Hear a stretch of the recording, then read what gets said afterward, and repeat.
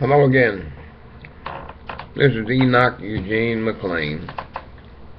This is Sunday, October 25th, 5:19 p.m. Eastern Standard Time. Been some time. I think it was like July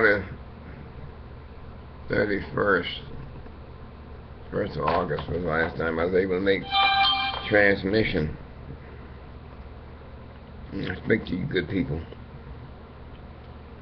I've had a lot on my plate since then. You know. I had encountered a problem with my graft. You know, graft is an artificial device that they surgically implant somewhere on one of your extremities to facilitate your ability to accept the dialysis treatment. Basically, they stick the needles into the graft. But basically, your natural veins are not really large enough to handle the amount of blood that's got to come through there in order to be sufficient for the dialysis process. So what they do is they give you artificial veins is what they give you, and they're surgically inserted in one of your extremities. In my case, is in my arm right here, and it's been working pretty well since I had it since they put it in there, and that was back in like April of 2014. But here recently, I imagine it has something to do with the fact that a lot of times you get different types of technicians and different types of technicians, and when I say technicians, I mean the people who insert the needles into your flesh to get the dialysis procedure going. A lot of them have various levels of proficiency. All of them don't know what they're doing, you know, because a few of them have infiltrated my graft and basically went through the vein or that kind of thing. And, you know, it's caused, over a period of time, me to develop some sort of a blockage. So at any rate, once I knew I had a blockage, I was instructed to go over to the Access Center. This is a Department of Wake Med. And that's all they do is access. Basically, graft, what I explained was artificial device. And then they have a thing called a fistula, where they use your own veins to create a place to insert the needles. One is the natural one is called a fistula, where they use your own veins. Then they have an artificial one, where they use artificial veins, which is called a graft. As I said, I'm the latter. I have the graft. And they were unable at the Access Center to remove the blockage, and they advised me to have Dr. Charles. He is a heart and vascular surgeon at Wake Med. They advised me to have him jump from one vein to another and do a revision to allow the blood flow to be unimpeded by that block. They are not going to remove the block, they're going to go over the block. I'm not 100% sure of all the pros and cons of that procedure. But, you know, when you're in this thing here, and there's so much going on, the whole point is you're hoping that you put your hands and trust in God and hope that that people that you have working on your behalf are doing the right thing. And that the Lord is guiding them to do the right thing. And ultimately, I'm dependent on God, you know, but I'm going to still try to keep as much up to date with what's going on as possible for a layman. And anyway, at this point, the procedure's already been accomplished. I went down there on the 20th of October, Tuesday, and they did the operation. When they began the operation, they did some kind of a block on the arm that they were going to do the procedure on. And they told me that this block would block pain in that arm for about 12 hours. Kind of weird how they even do that, just so they can just basically numb a specific portion of your body like that. Because I couldn't even feel my arm. It's like I didn't have an arm.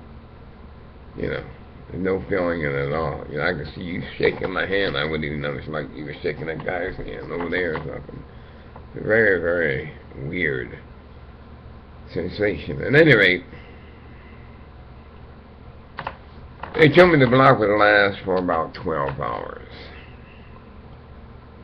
It lasted for about, I'd say about 18 to 20 hours. When the pain, or basically when it started coming back to normal, I was hoping that I wouldn't last for the rest of the week, because my goodness, it was extremely uncomfortable. Now, this was on Tuesday. My dialysis treatments on Monday, Wednesday, and Friday. So I went to dialysis that Monday. Tuesday I had this procedure done, and Wednesday I'm supposed to be going to dialysis again. So this area where they did the dialysis is still healing up.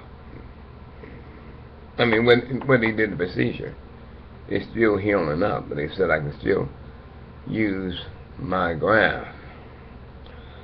And I think that Wednesday, when they inserted the needles on one side, I think they might have infiltrated it again, because, and then, well, I'm not sure. The jury's still on that. At any rate, when the dialysis treatment was over, my arm started swelling up. It was extremely sore, and it's just not.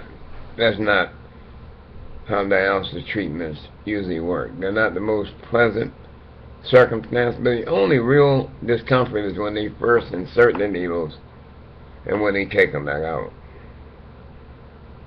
But once they're out, you usually don't have any additional discomfort. But in this circumstance, my arm was extremely sore. The swelling, it was a marked degree. It's a great amount of swelling. And see, when they complete the initial surgery, they don't stitch you up. They put some sort of a glue on there, and I guess after a while, as your skin heals, the glue disintegrates, for the most part, you know. And actually, after a while, based on some of the scars I had from previous operations when I first had this done, it's just par for the course. They expect you to be uncomfortable, but not this uncomfortable. I wasn't this uncomfortable when they initially put the graft in there. So I'm thinking something's not right. And it got worse and worse and worse. Now, it's the next day now, it's on Thursday. It's the day after I did the dialysis. And it's still swollen. And I mean, it's just touching it, it was very, very sensitive. So I'm saying something's wrong. They screwed up something in there. I was very intimidated about going down to dialysis. I know I can't just stop doing it like that, but I wasn't going down there to have them make a bad situation even worse unintentionally, you know. Because those people at the dialysis center, you know, they got a couple of nurses in there that are pretty knowledgeable, but most of the techs, they may or may not know whether or not dialysis is contraindicated. I'm not sure. But at any rate, the way my arm felt, that was enough of a contraindication to me that I'm not going on there right now until I get some kind of an opinion. So I called down to the dialysis center. They said, well, listen, yeah, well, no, don't come down here. Go ahead and go to the emergency room. So I went in and went to reluctantly, I went to the emergency room because I know there's going to be a battery of more poking and all this, that, and the other. Anyway, I went in and they seem to think that there's a possibility that they just used the site where they did the procedure too soon after I had the procedure done. Maybe I should have waited till the surgery area where they did the surgery was able to heal itself or something. But at any rate, the final analysis, they want me to go in Monday morning, have the techs look at it again. They can usually hear the blood flow through the veins and all that and determine what's going on with that. And I need them to I need to go ahead and get my blood cleaned now. It's been like since Wednesday was the last time I had dialysis. And I can tell yesterday I was having like and this is something I normally don't ever do. I don't ever miss any of my treatments. I go religiously to my treatments. And this is one of the reasons why you feel you get the illusion that you're better. You know what I mean? Because your blood is constantly being cleaned. But after a couple of days of being off the dialysis, man, my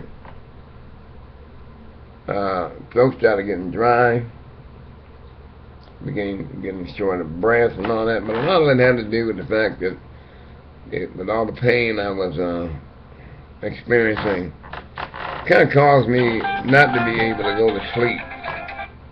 I was unable to go to sleep with all that pain. You know, even with Tylenol and Motrin, it was still keeping me up. After I left,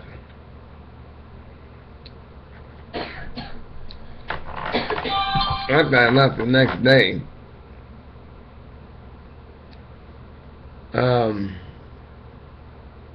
I was able to get a little bit of sleep, and I kind of felt a little bit better then. You know, I felt, you know, I felt kind of,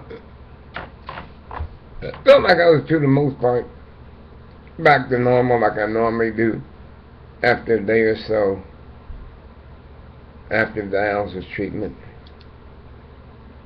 The day of the dialysis treatment, most of the time you're so worn out after the treatment, all you want to do is sleep or lay down somewhere. But usually the day after the treatment, then you should have been able to recoup some of your nutrients, and you know, you should be at a level where you can function pretty much normally. And this is how I intend to accomplish some of the things I have planned for the near future. I've been able to move a lot of things out of my way, and the biggest thing is making sure that I was able to get this thing with the blockage and all that cleared up, so that I can be acquiring my dialysis treatments on a regular basis as I have in the past. I am getting ready to go to the news media to do some things that are noteworthy, to bring attention, draw attention to my plight and my quest to acquire a transplant. Now,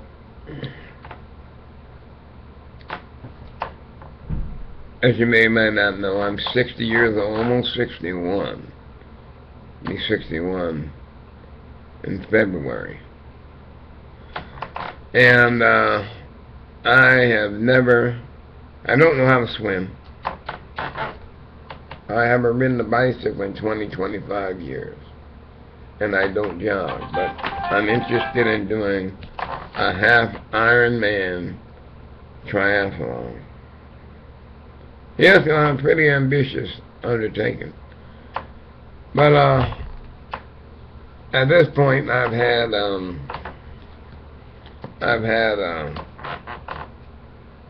lot of support from the local community.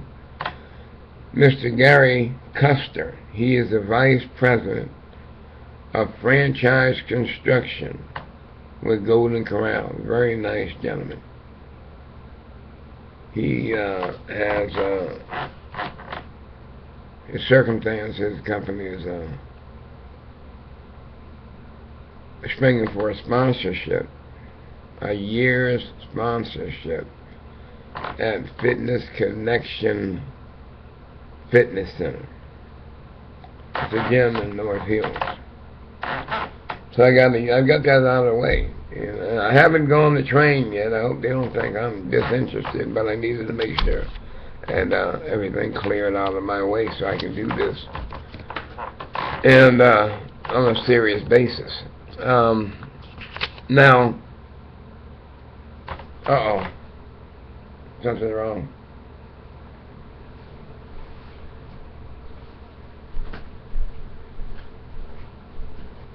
Where'd that come from?